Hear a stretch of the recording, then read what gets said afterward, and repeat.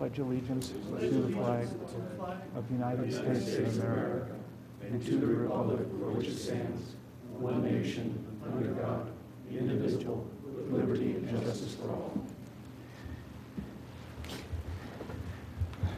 Welcome to the October 12, 2017 Radnor Board of Ethics meeting. I'd like to begin with just a few brief comments that I think will add some background to why we're meeting tonight and maybe head off some comments during the public commentary. But I'd first like to introduce all of you. We introduced ourselves last time, but to my far right is Steve Harris. He was appointed as counsel to the Radnor Board of Ethics subsequent to our public meeting in May. He's from Harris & Harris, which is easy for everyone to remember, in Warrington, Pennsylvania, and we're very pleased to have him as a member of the board. First comment, I imagine everyone is aware of the news regarding Commissioner R. that has come out over the past couple of weeks, and more specifically yesterday. Of course, we need to respect the process, and he is innocent until proven guilty, but if the reports are true, for me, there are no adjectives to describe how sickened I am by his actions and himself. With regard to our rules, the code provide for the president of the Board of the Commissioners to serve on our board, and Mr. R. served in that capacity. He was present for all of our meetings we had regarding this complaint. However, obviously he is not here tonight, and that probably is no surprise. There has been a suggestion as a result of the things that have come out over the past couple weeks that the board should conduct its entire review again. That was discussed at the meeting on Monday, and that a new commissioner serving on the board be appointed. I and counsel for the board believe this request to be without any foundation. Rules provide for a commissioner to be a member of our board, but do not require that he or she be present for every meeting. And as long as we have a quorum, we are within our authority to proceed.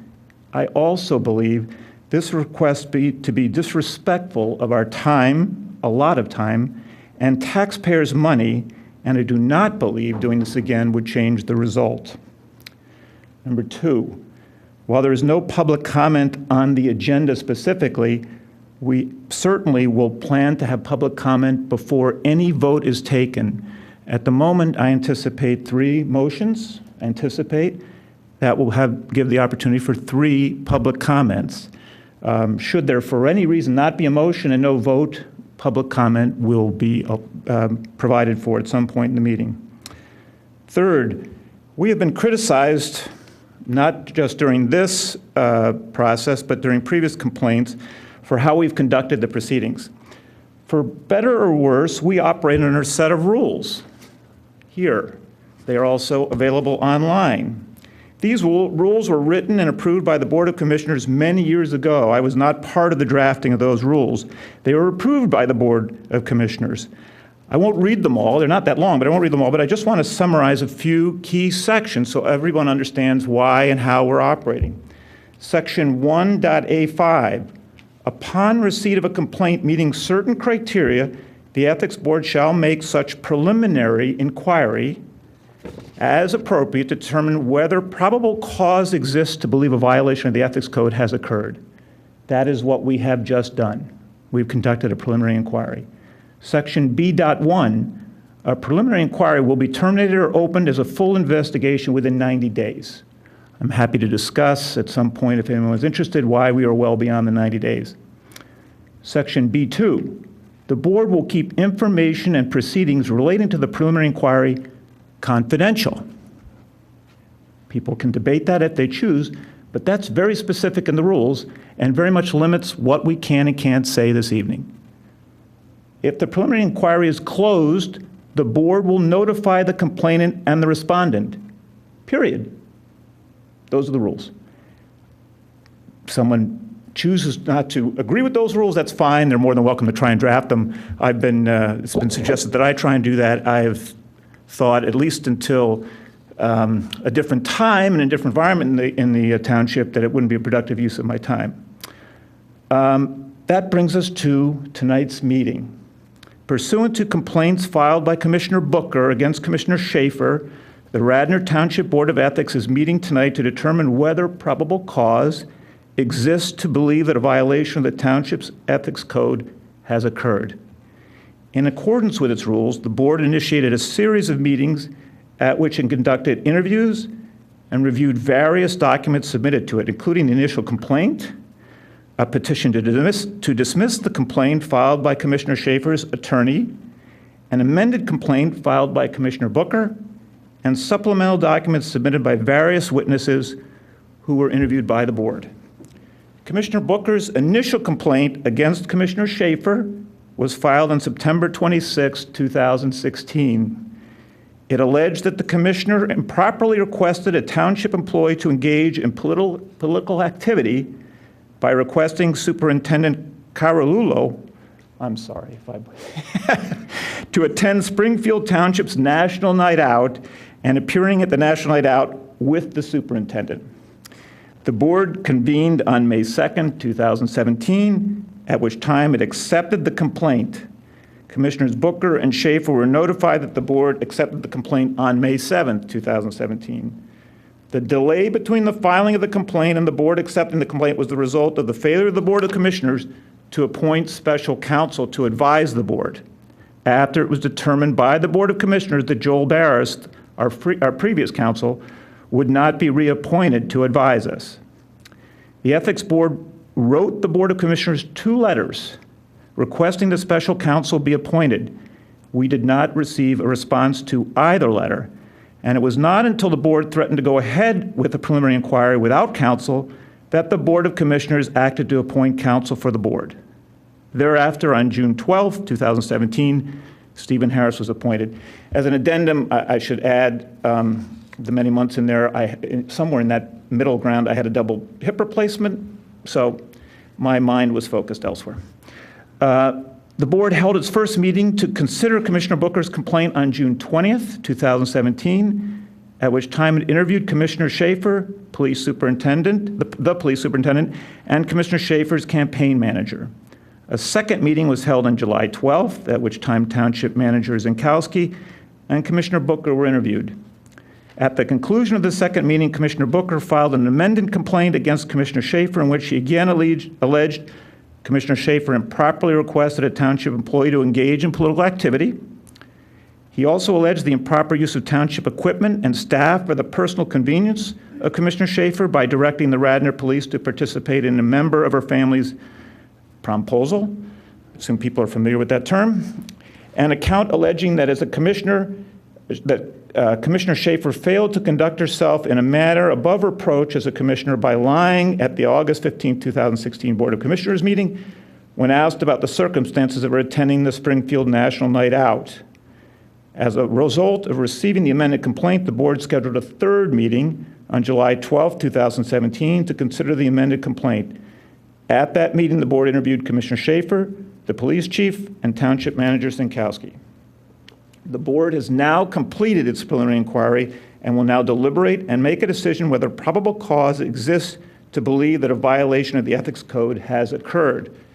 If it finds that probable cause exists with regard to any or all of the allegations, the board will then initiate a full investigation in accordance with its rules and regulations with regard to the allegations where probable cause was found to exist. The board tonight will consider each allegation separately. The 3 sections that Commissioner Schaefer is alleged to have violated are Section 9.04, parentheses 4 of the Home Rule Charter, which states in relevant part that improper political influence, no elected or appointed township official shall request any township employee to make a political contribution or engage in political activity. B, Section 39.4.b of the Home Rule Charter, which states in relevant part, use of public property. No official or employee shall request to permit the use of township-owned vehicles, equipment, or property for personal convenience. And C, Section 39-2 of the Home Rule Charter, which states in relevant part, public officials to observe in their official acts the highest standards of morality, and that their conduct in both their official and private affairs shall be above reproach.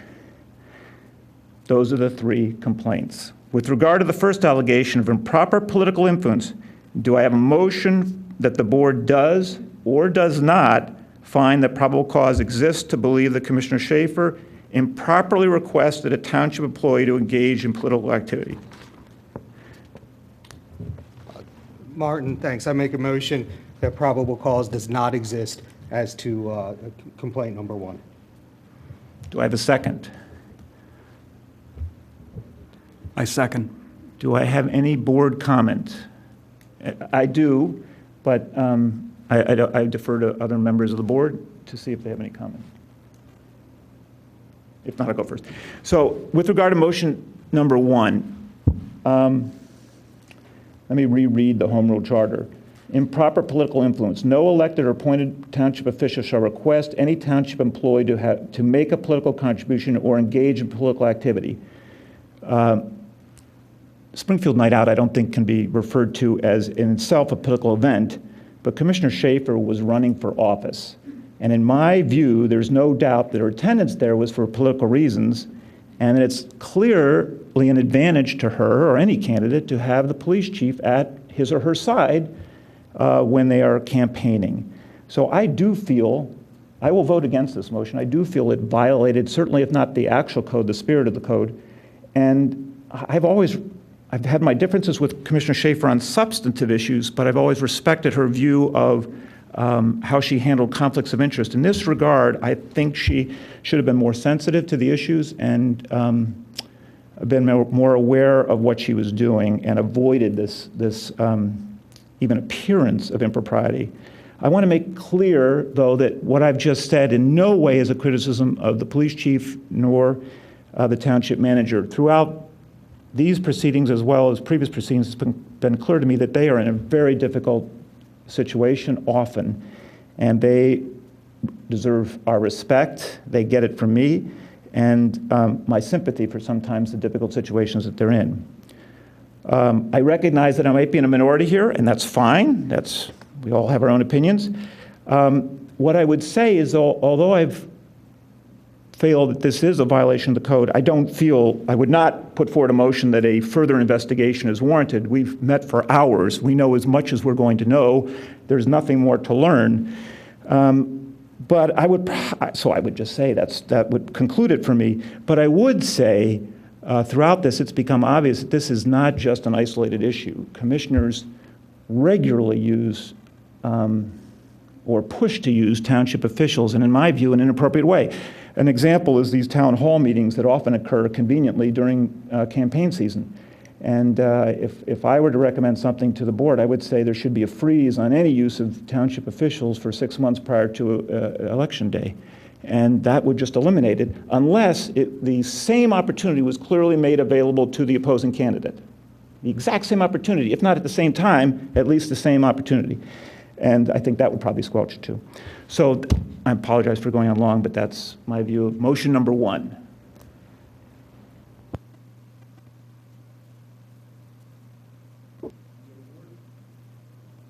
Sorry. Any other board comment?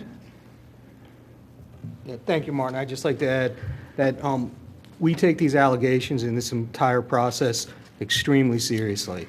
All of us are residents of Radnor, and we spent countless hours interviewing the individuals related to these complaints and as part of this process.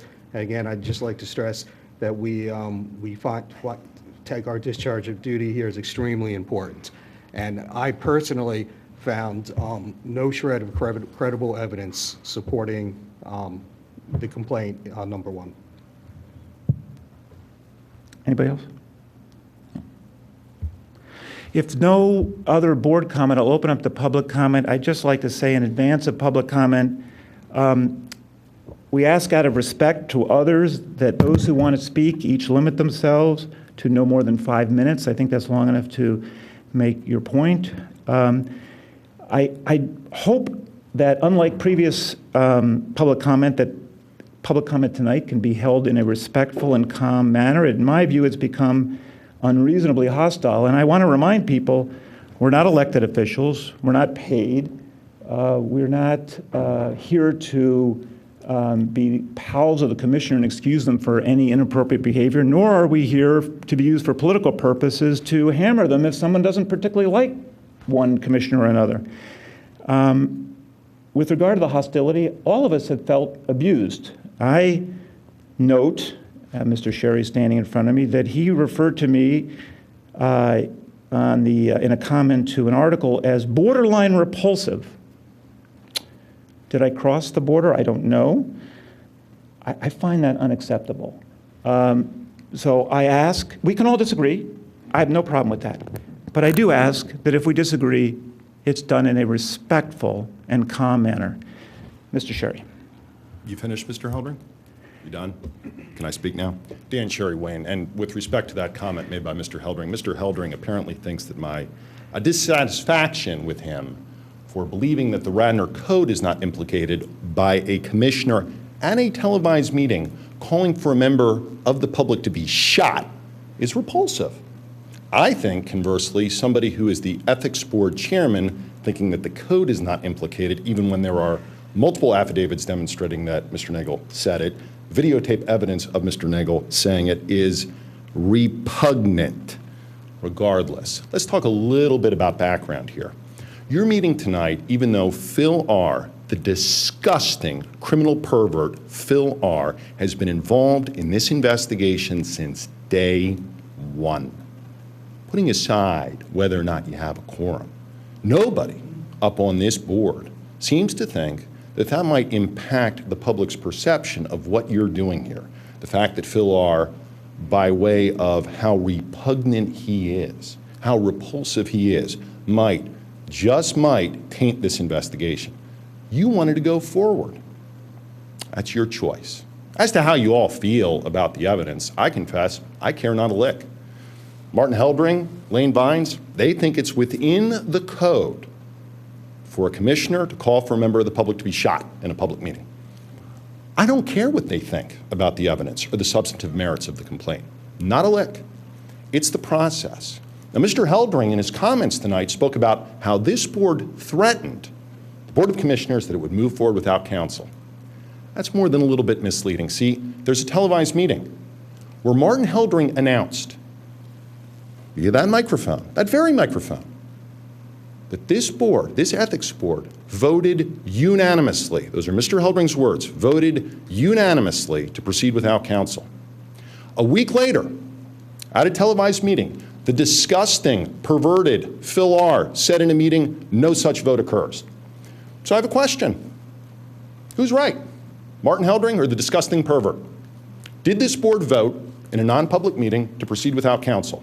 Either Martin Heldring is telling the truth and there was a unanimous vote, there's no ambiguity that Martin Heldring said that, or is the disgusting pervert telling the truth that no vote occurred? Anybody care to comment on that? Keeping in mind that I will do a right-to-know request to find out whether or not there's any email evidence of that now that the disgusting Phil R. has been arrested. Any comment? Martin Heldring, by the way, to date has never stated that he misspoke, at least not in any public arena that I'm aware of. Did you unanimously vote and thereby commit, as the disgusting pervert Phil R. said, an improper act to proceed without counsel, or what? No comment. From the ethics board, you all know whether or not you voted to proceed without counsel, but you're not going to answer it. We'll get back to that later tonight. With respect to Mr. Heldring's statement that he really admires how Lane Paul Schaefer handles conflicts of interest, he brought up earlier in his speech tonight that he saw what happened at the Monday meeting where there was a motion to inform this board that it was the position of the Board of Commissioners that you should have the president. Mr. Heldring, did you catch who voted on that motion? Did you catch who voted on that motion? You're looking down right now. I'm right here, Mr. Heldring. You can look at me if you choose, but you might be looking at something more important. I don't think the Eagles game started yet. Elaine Paul Schaefer voted on that motion involving this ethics investigation of her. Did you see that, Mr. Vines? You put on your attorney page that you're a member of the Radnor Ethics Board, so apparently you take this seriously. Did you see that she voted on that? Does that square with you as a person who takes conflict of interest seriously? Or somebody who's willing to go the ends justify the mean approach? We'll get back to the other charges that you're going to go through tonight. No problem with that. I'll take as much time as I need in terms of responding to those. But you're really not doing damage to Mr. Booker's complaint by what you're doing tonight. You're not. You're only damaging yourselves in terms of how the public views you.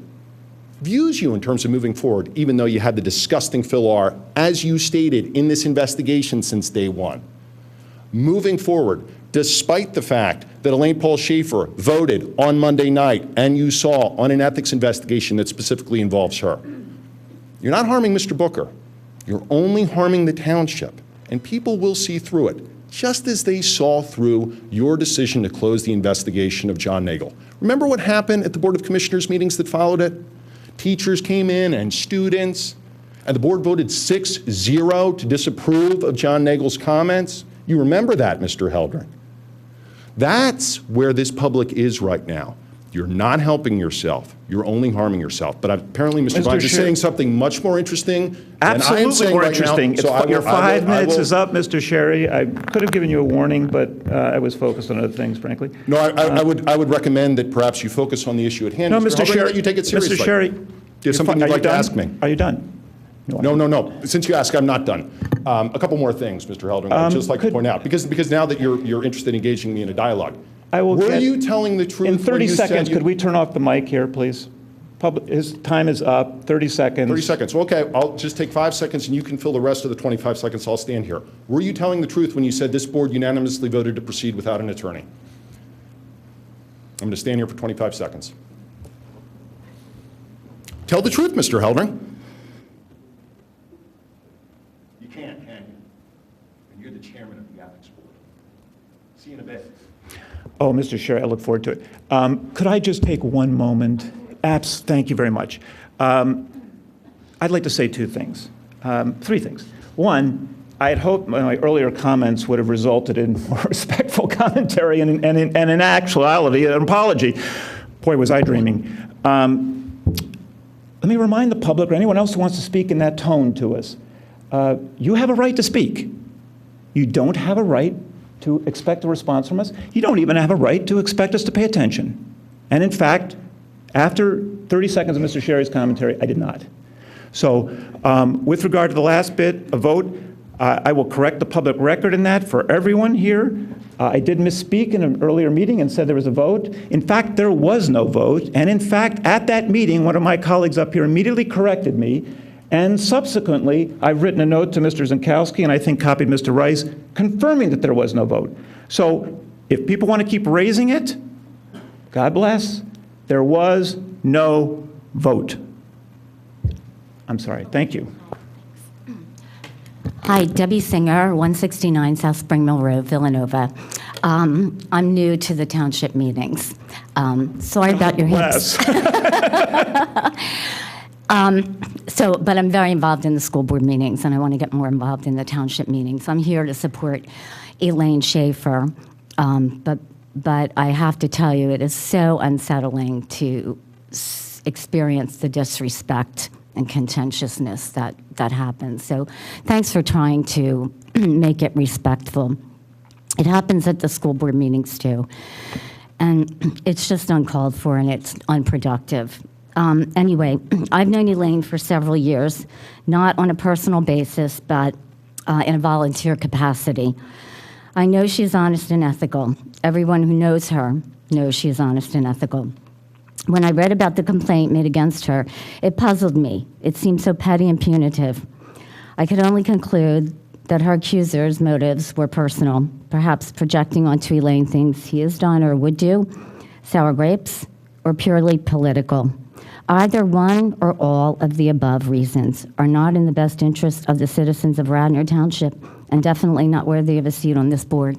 Thank you. Thank you very much for your comments. Hello? Who are you? Chip Layfield, 58 Oakford Road, Wayne. Two process questions. One, I was confused when I first heard about this incident because while I don't think you need to worry about cutting back constituent services with township commissioners, I think there is a process in place, and as I understand the allegation, it seems when the commissioner reached out to the police chief, his responsibility was to go to the manager and say, I have questions, is this proper?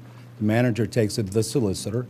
The solicitor can say, no, it's not proper, or yes, it is proper. There would be no ethics hearing. That process broke down. That's not because of Commissioner Booker. It still would have been improper, in my opinion, for Elaine to ask the chief to attend this event. Another process question is about this board. Am I correct that if Commissioner Phil R. walks in here now, he can take a seat and vote?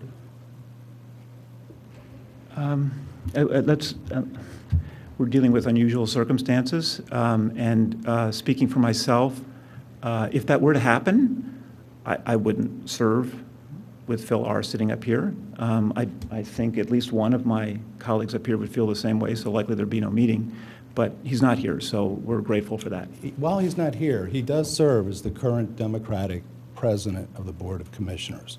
And that allows you to move forward. And I noticed Elaine, who I've known for a long time, I encouraged her to run politically to start with for office. And I like her. But she said that she wanted him to resign tomorrow after this meeting. Coincidence? I think not.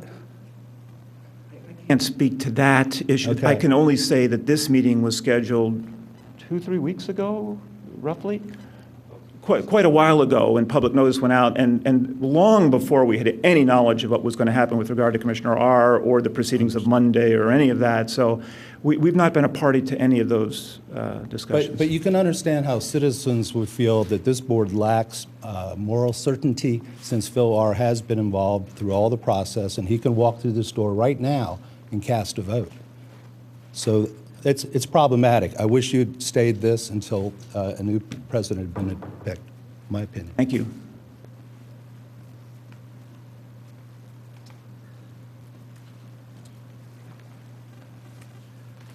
I'm Doug McCone. Speaking to the last point, I think that the events of the last few days, few weeks, and so forth, and Commissioner R. and so forth, it's quite sad. But the fact that there is a full constitution of the board for purposes, it's time to bring this to a conclusion, if in fact we can do that. Thank you.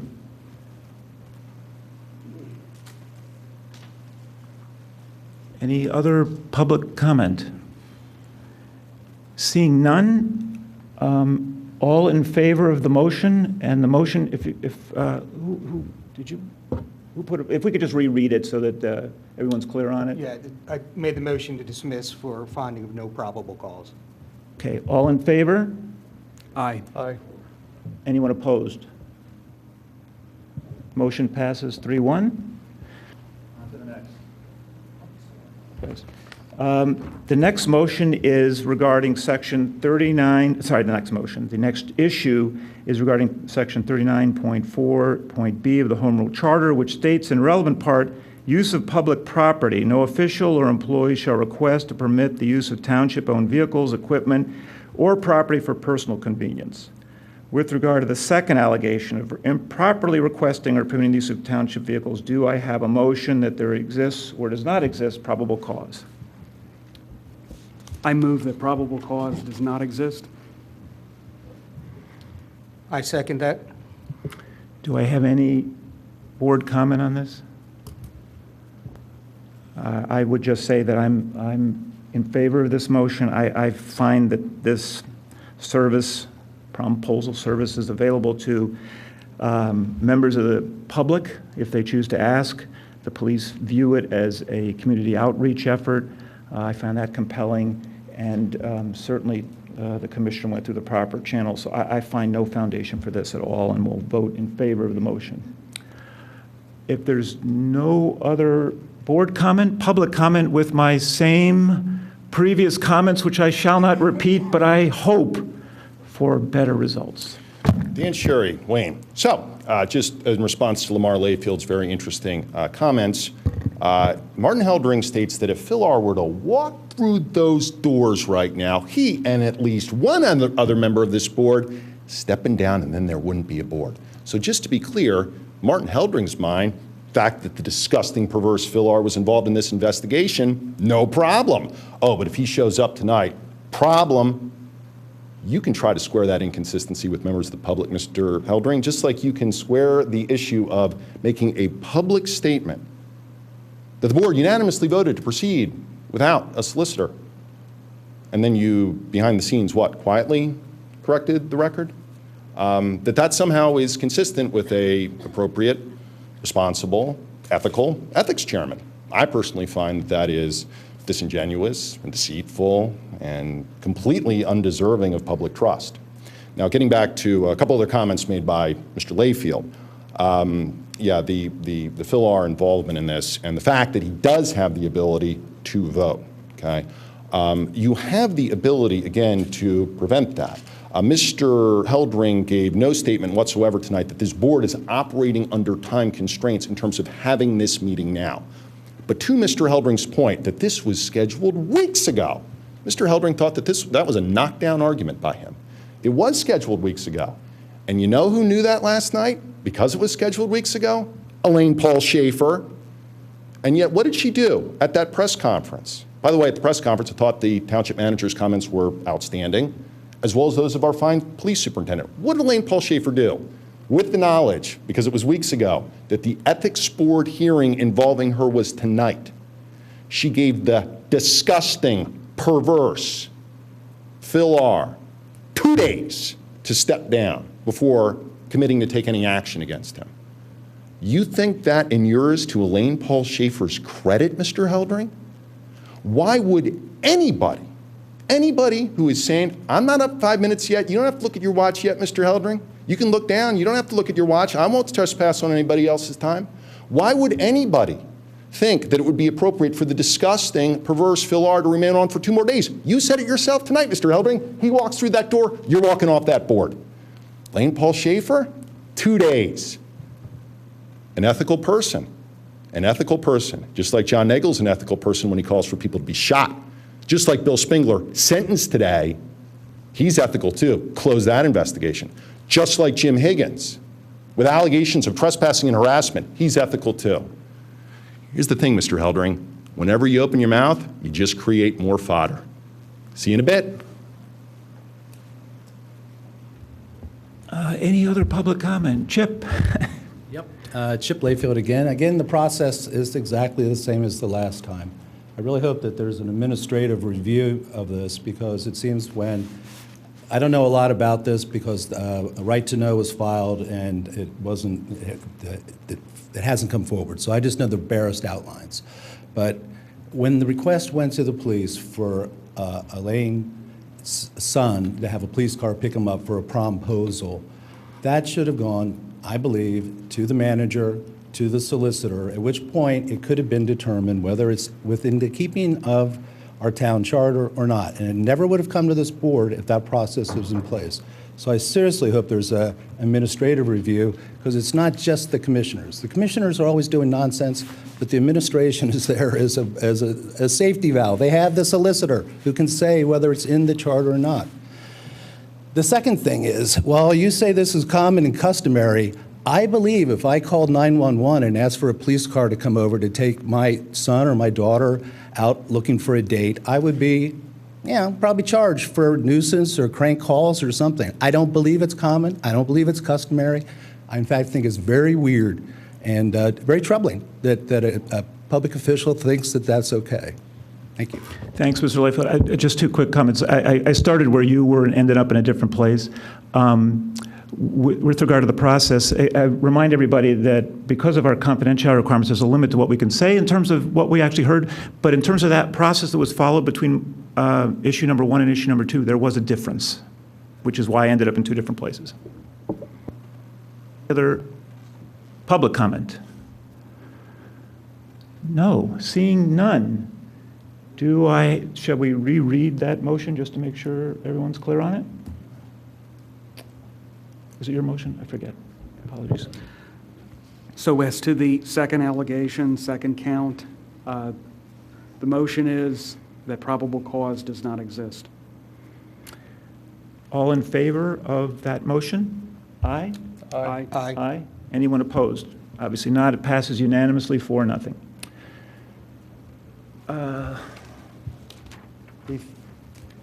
The third issue with which we're dealing tonight regards Section 39.2 of the Home Rule Charter, which states in relevant part, public officials to observe in their official acts the highest standards of morality, and that their conduct in both their official and private affairs should be above reproach. Do I have a motion with regard to this issue as to whether or not we find probable cause that the commissioner improperly her actions were not above reproach, I guess is the way I would word that. I move the probable cause does not exist. Do I have a second? I'm happy to second it. Do I have any board comment? No, I'm the only one? So with regard to this one, above reproach, it's not an easy term if you're in our shoes up here. The Nagel complaint was mentioned. Do I think it's appropriate? It's very hard to hear on the tape, but do I think it's appropriate that someone would say that in a meeting under any circumstances? Absolutely not. Do I think that's something that should be adjudicated in front of this board? No. Do I think the voters should pay attention and see that kind of action and say, we don't think it's appropriate? With regard to the comments of Mr. Spengler, Mr. Spengler did many things over the years. We were only tasked with one issue, and on that issue we found no ethics violation, and I stand by that decision and have no issue with it. There might have been many other things that he did that I would have been uncomfortable with, but I was only tasked with one issue. With regard to this specifically, I don't know whether Commissioner Schaefer was telling the truth that night or not. Let the voters decide. I'm here to deal with ethics issues. If it's a matter of someone acting inappropriately in a meeting, then voters make a decision, put in a new commissioner. But I don't want to be used as a hammer for someone who may not like somebody else. It's just not appealing to me. So I am in favor of this motion. Any other board comment?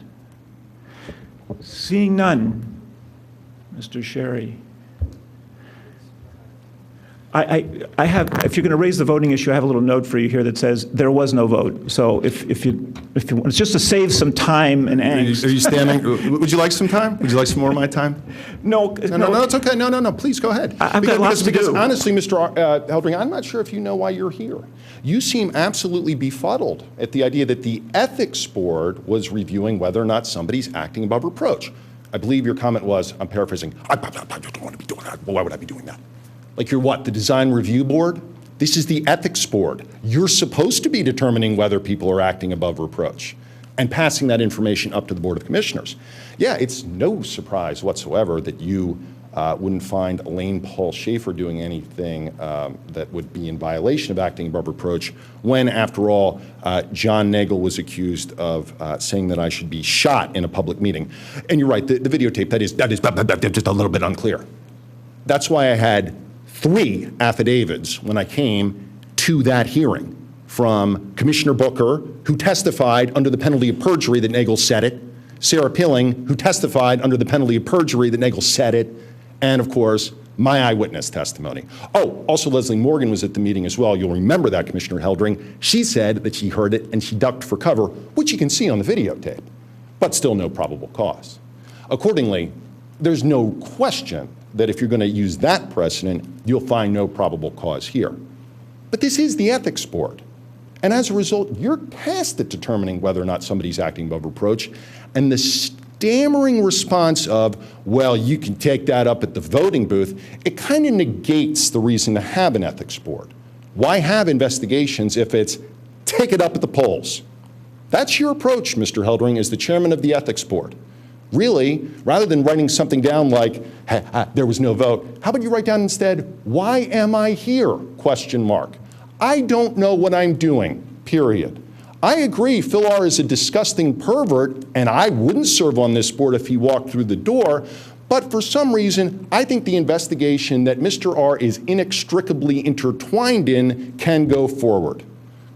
Martin Heldring's philosophies as chairman of Radnor's ethics board. And again tonight, what do we hear? Well, we hear the prophylactic, oh, well, you know, look, we're not elected officials, we're just here, we're just here, we're here. You're here because you think it's important, at least when you joined. As I pointed out, Mr. Vines, on his attorney biography, puts it on there. You think that's by happenstance? It's a position of honor and integrity and deserves to be taken seriously. Something you 4 gentlemen sadly, regretfully, but demonstrably fail to grasp. Thank you. Chip.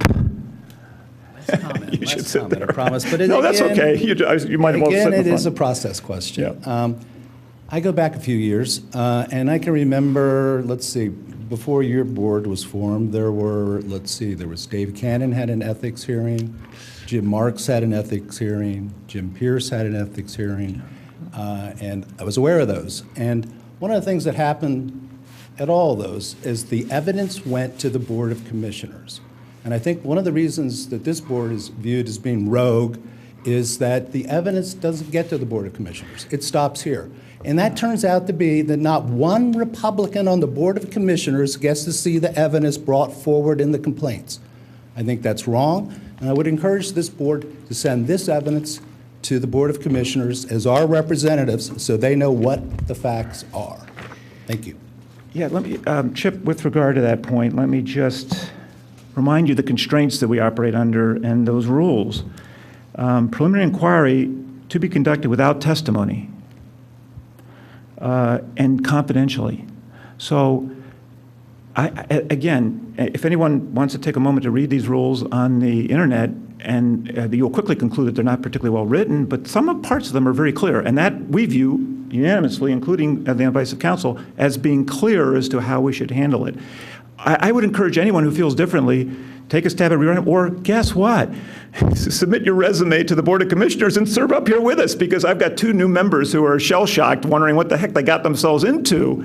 And I would be happy to. I'm not sure I'd be appointed, but well, I'd be happy I don't know. to. I was surprised. I was, so there's always a chance. But I think the point I was trying to make, Martin, is that there's a bright line difference between when John Rice started to advise this board and his, I think, novel interpretation of the rules, where before all evidence went before, the meetings were televised, it all went to the Board of Commissioners and they voted.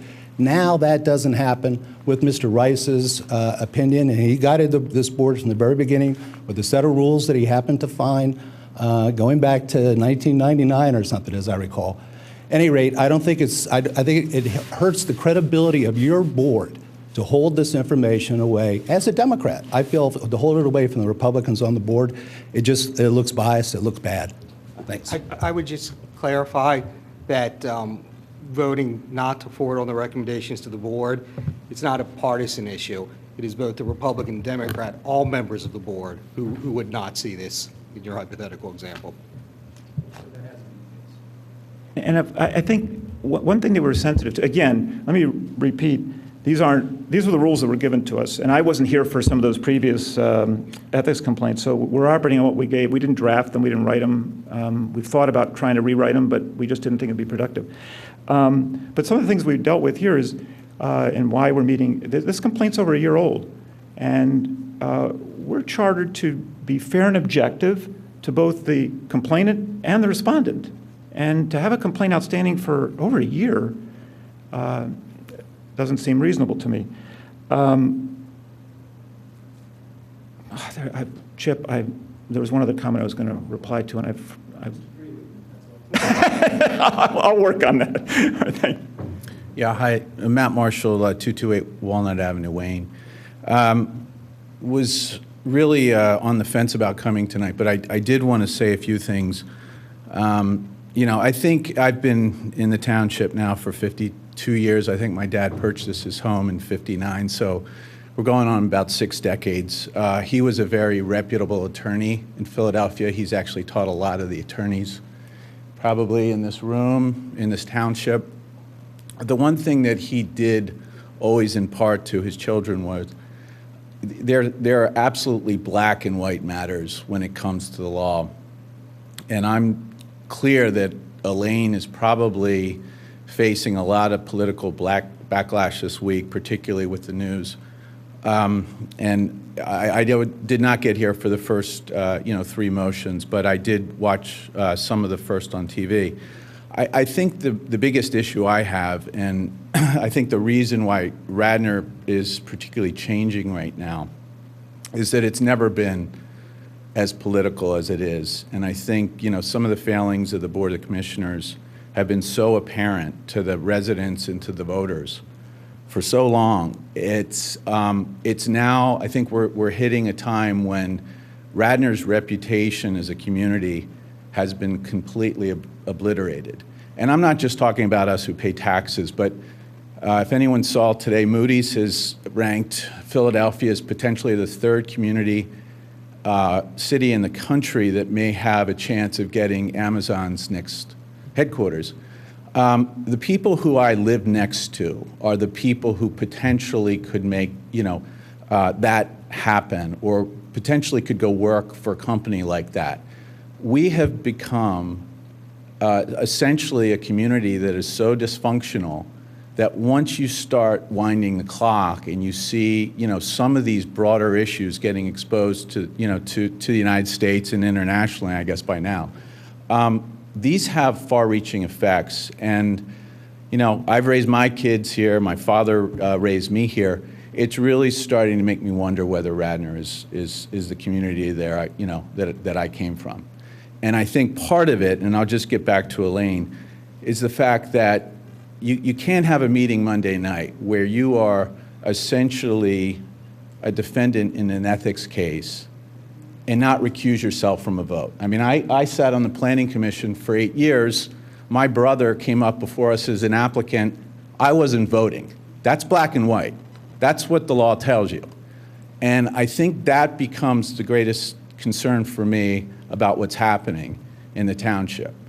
We're having lawmakers essentially make up their own rules, and that can't happen anymore. It's just become devastating for this community. Thank you. Thanks very much for your comments. I want to speak to that, I'm Doug McCone, I want to speak to that last point. Elaine did vote with the three, it was the 3-3, so the issue was whether or not the Board of Commissioners should have provided guidance or direction to this board here. And from my perspective, it would have been totally inappropriate for the Board of Commissioners to interfere in any way, provide any kind of direction or any recommendation or anything else. So regardless of whether she was a part of that, the issue wasn't whether to go forward. The issue was whether the Board of Commissioners should interfere in some way in your business.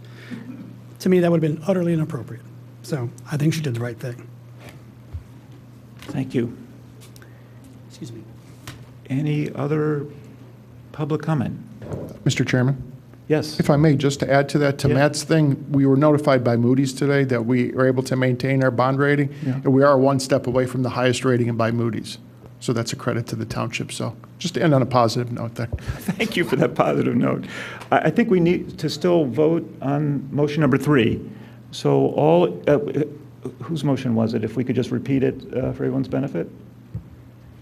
I had moved that there was no probable cause for the third count. All in favor of the third motion? Aye. Aye. Anyone opposed? Obviously not. It passes 4-0. There being no further business before this board, I'd like to move for adjournment. Can I have I apologize. There is. Well,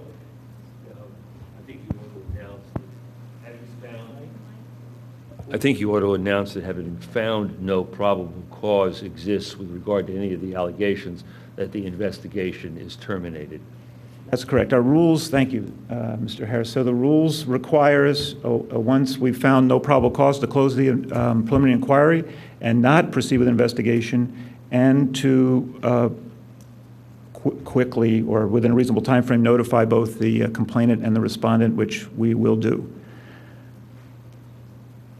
Anything I've missed? Can I have a motion to adjourn? So moved. So moved. Second? I'll second. All in favor? Aye. Thank you.